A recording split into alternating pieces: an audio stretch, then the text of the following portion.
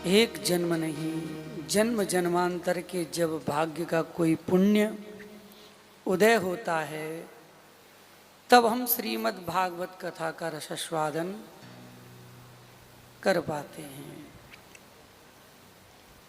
बहुजन्म समर्जते ना, एक जन्म नहीं, जन्म जन्मांतरों के जब हमारे पुण्य उदय होते हैं, और ये प्यारे पुण्य हमारे अपने कर्मों से होते तो हैं ही हैं, लेकिन इसमें सबसे बड़ा योगदान होता है हमारे पूर्वजों का। जो हम भक्तिपूर्ण अनुष्ठान करते हैं, अगर इसमें वास्तविकता अगर देखी जाए तो हमारे पूर्वजों का ही आशीर्वाद होता है, तब जा कर के हम कोई भक्ति का अंकुर उत्पन्न करते हैं और वो हमसे शुभ कार्य कराते हैं। जन्म जन्मांतर बीत जाते हैं व्यक्ति को, और हमारा इस जन्म से ही संबंधित नहीं है। हम लोग ये सोचें ये हमारे इसी जन्म की व्यवस्था है। प्यारे, ये बहुत पूर्व जन्मों से चला आ रहा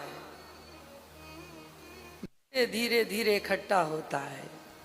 तब किसी गुरु की, सदगुरु की, अपने माँ बाप की, बाबा की, दादी की कहीं कृपा जब होती है, तब जाकर के भक्ति का अंकुर उत्पन्न होता है, और वो फिर भगवत अनुरागी बना देता है, भगवत प्रेमी बना देता है। और जब भगवत प्रेमी बन जाते हैं, ठाकुर जी देख लेते हैं कि ये इसके लायक है, ये पात्र है, तो पात्रता देख करके फिर ठाकुर जी इस पर कृपा करते हैं।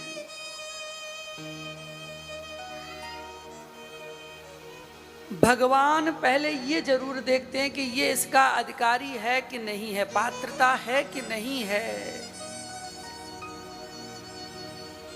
अगर पात्रता है उसके अंदर, तो ठाकुर जी चाह करके भी इसे अपने पास रोकना चाहे ना, तो भी नहीं रोक पाएंगे, उसे सहज में ही दे देंगे।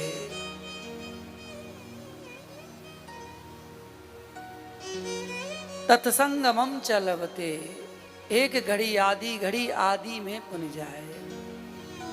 सत्संग का लाभ मिलना बहुत कठिन है। चलो, हमारे पूर्व जन्म के संस्कार हुए, हमने मेहनत की, पूजा पाठ किया, तप किया,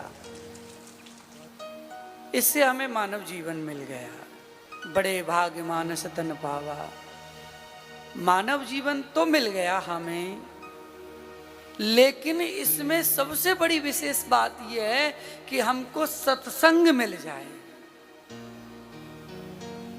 संतों का संग मिल जाए। और जब तक हमें सत्संग का अनुभव नहीं होगा, सत्संग नहीं मिलेगा, तब तक हम भगवान की उस कृपामयी छाया का अनुभव नहीं कर पाएंगे। हम उसका अनुभव तभी करेंगे जब हम सत्संग में जाएंगे। और सत्संग कहाँ मिलता है भैया? सत्संग मिलता है जहाँ भगवान के भक्त और प्रेमी अनुरागी एक जगह इकट्ठे होते हैं। वहां जाकर के सत्संग की महिमा सुनने को मिलती है। कभी भी भागवत या कोई भी सत्संग हो या कोई भी भगवत कथा हो, हम ये भाव लेकर के नहीं सुने कि चलो थोड़ा सा मनोरंजन हो जाएगा। ये कदाचित हमारे विचार में नहीं आना चाहिए। हमारे मन और विचार, हमारे भावों में एक ही चीज उत्पन्न होनी चाहिए। कदाचित जो समय आज हमको ठाकुर जी ने दिया, ये कल मिले न मिले, कोई भरोसा नहीं है। किंचित हम भागवत कथा सुनने के लिए जा रहे हैं, या किसी सदगुरु के पास जा रहे हैं, या किसी संत के पास जा रहे हैं, यहाँ तक कि भागवत भगवान में वर्णन आता है, हम अपने माँ बाप के पास भी जा कर के बैठें तो वही चर्चा करें जिससे हमारा कल्याण हो और किंचित हमारे जीवन में परिवर्तन आवे। भागवत सुनने का, वास्तविकता का आनंद तो तभी आता है जब हमारे जीवन में परिवर्तन आ जाए। और जब तक प्यारे हमारे जीवन में परिवर्तन नहीं आवे, एक क्या हजारों कथा सुन लें हम, उनसे सुनना न सुनना हमारा बराबर है।